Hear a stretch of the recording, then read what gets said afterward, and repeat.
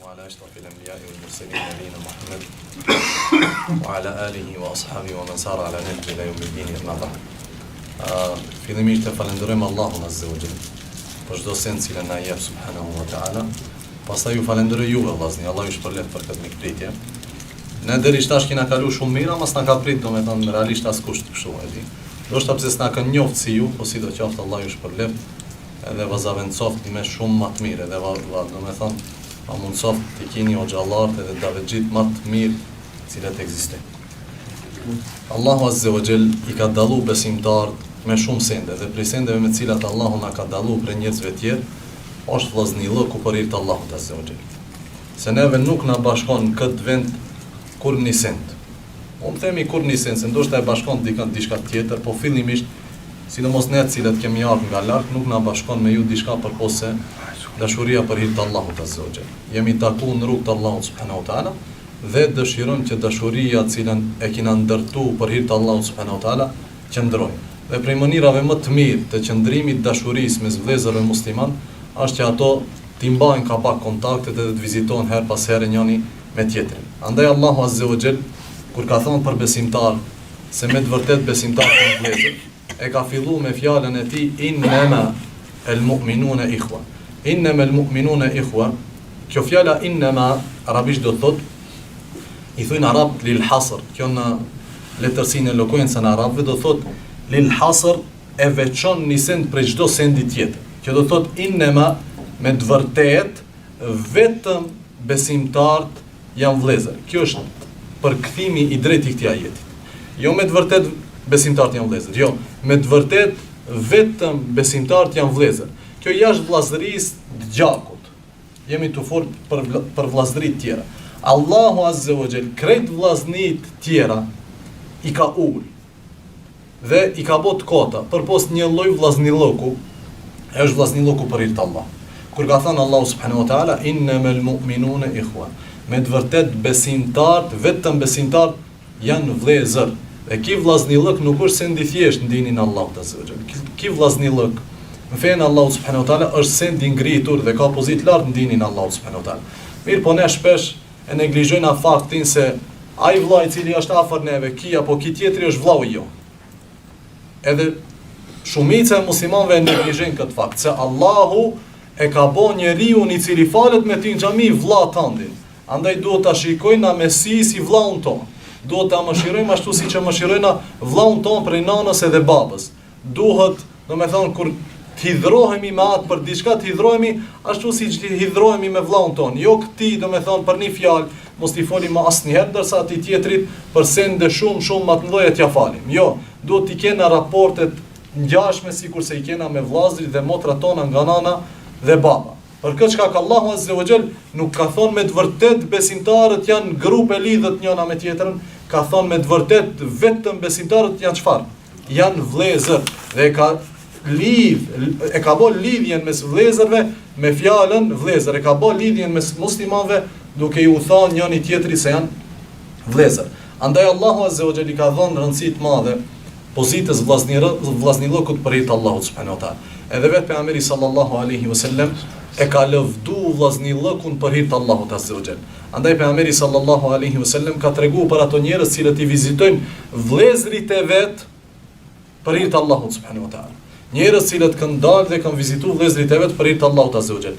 Ne, çfarë kena dalë këtu udhtim, nuk themi se qëllimi jon ka qenë 100% për t'i takuar vëllezërit tonë. Mirë, po gjatë udhtimit ne mund ta bëjmë niyetin që kjo vizitë tjetë edhe për vëllezërit tonë. Se ne nuk kena dalë vetëm te një grup i vëllezërve tonë, kena dalë te më shumë njerëz, po ka dashur Allahu Azza wa Jall dhe kena vënë niyet që t'i takojna disa prej vëllezërve të cilat i njohim. Edhe Allahu na ka mundsuar. Lutim Allahun subhanahu wa taala që ky takim i jon të jetë ashtu siç e ka përshkruajtur Allahu në Kur'an dhe për të cilët takime ka treguar pejgamberi sallallahu alajhi wasallam për hadithet e tij, për ata njerëz cilët duan për hir të Allahut subhanahu wa taala.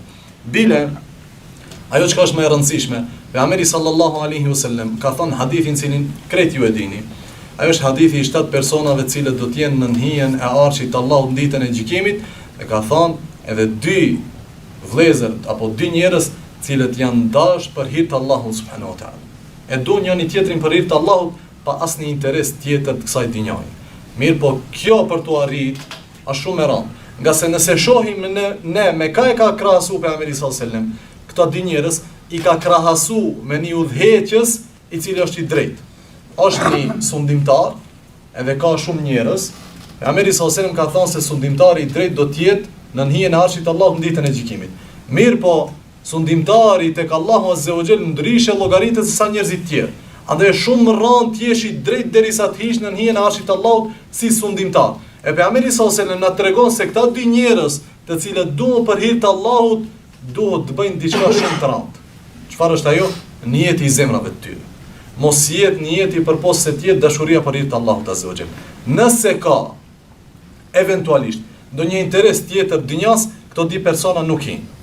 Në këtë hadith pejgamberi sallallahu alajhi wasallam. Andaj pejgamberi alayhi salatu wasallam e ka krahasuar me një udhëheqës, për cilin ka thonë Omeri radhiyallahu ta'ala, mbasi është përhap shteti islam, ka thonë pasha Allahun kam frikë për një grua plake smund. Në qosht shtetit tim, ndoshta ajo ankohet tek Allahu dhe i çon duar dhe thot o Allah, Omeri nuk ma ka dhënë hakun. Ki ka qenë udhëheqës i drejtë. E ka pat gajlen i plak 5000 km larg, 3000 km larg. E këtë deregje, këtë gradë për të arritur shumë rënd.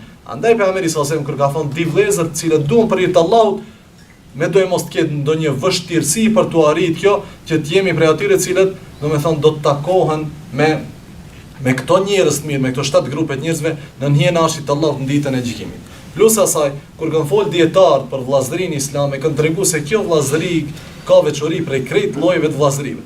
Bile ka veçori ky lloj vllaznillëku prej vllaznillëkut i cili është mes vëllezërve prej nanës dhe babës. Andaj kur ka ardhur një njerëz te Buhurejra radhiyallahu ta'ala, i ka thonë e Buhurejra, pasha Allahun, unë duhet të jem vllai jot në fe. Ka thonë e Buhurejra radhiyallahu ta'ala, unë nuk mund të jem vlla me ty në fe. Ti je musliman, mirë po vllaznillëk ngusht ja. Ka thonë pse nuk je? Ka thonë nga se ti nuk je i përgatitur.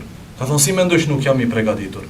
Ka thonë unë edhe vllau jem i cili është shumë i afërt me mua në fe, kena të njëjta drejta në pasurinë e njëri tjetrit. Do me thënë, unë edhe ti kena pasuri, se cili prej neve i ka të njëjta drejta në pasurinë e tjetrit. Do me thënë, unë qëtash nëse vllazërohem me ty, kam drejtat në pasurinë tënde sikur se ke ti. Ka thonë pasha Allah, s'jen kam i përgatit me u bo vlla me ti. Do me thënë, unë se kom arrit këtë gradë. Andaj ky lloj vllaznillëku bëhet me luftë me nefsin, bëhet me luftë me epshin e njeriu. Nuk është se ndi thjesht vallahi unë e du për hir të Allahut, e nuk sos puna, sepse ne shpesh themi apo pretendojmë se e duam dikan për hir të Allahut, derisa të kundërshtohet interesi personal me interesin fetar që kemi. Atë moment kur ne kemi ndonjë kundërshtim të interesave me këtë person, çështje dinjas, ne përçahana. Kjo tregon se vllaznillëku nuk ka qenë sinqert për hir të Allahut. Ka qenë vllaznillëk pak për hir të Allahut dhe pak për interesa dynjaje. Mirë po kur ka ardhur puna e dynjas, ne i kemi dhënë përparësi dynjas përpara vllaznillëkut për hir të Allahut subhanahu wa taala. Andaj Allahu azza wa jall na bëft prej atyre të cilat në çdo aspekt i japin përparësi dinit të Allahut, jo vetëm në vllaznillëk. Nga se dietarët kanë thënë, për të qenë njeriu i lumtur me dojë mos t'i ketë dy sende. Sendi i parë është ta njohë të vërtetën prej të kotës. Me dojë mos ta dish cila është e vërtetë dhe cila është e kotë. Me dojë mos ta dallojë në rrugën e drejtë për rrugës shtrembët. Edhe sendi i dytë është me qenë i lumtur me dojë mos t'i japin përparësi të vërtetës ndaj të kotës. Nuk mund vetëm di, unë si josh ndoshta di, mirë po s'praktikoj, se mbon dobi vallahi. Sepse njerëzit e parë me cilët do të ndizet xhenemi ditën e gjykimit, 3 grupe janë. Prej tyre grupi i parë janë xhallar, apo njerëz ditë, cilët kanë bë apo kanë mësuar për t'ju thonë njerëzit se ki mashallah është jenka. Andaj neve dituria pa praktik nuk na bën dobi, bile na bën shumë dëm. Andaj për të qenë i lumtur në dinjën e ahiret me dojë mos të disën të dina. E para që ta dallojnë atë vërtetën prej të kotës dhe e dyta çdo herë të japim përparësi të vërtetës ndaj të kotës. Në këtë rast, me thënë folim për vllaznillëkun dhe për interesin e muslimanit ndaj interesit të tij në çështjet e dinjas. Mos ta zgjati shumë, me thënë e ti thotë se si fullaj disa fjalë. Allahu i shpëlbej.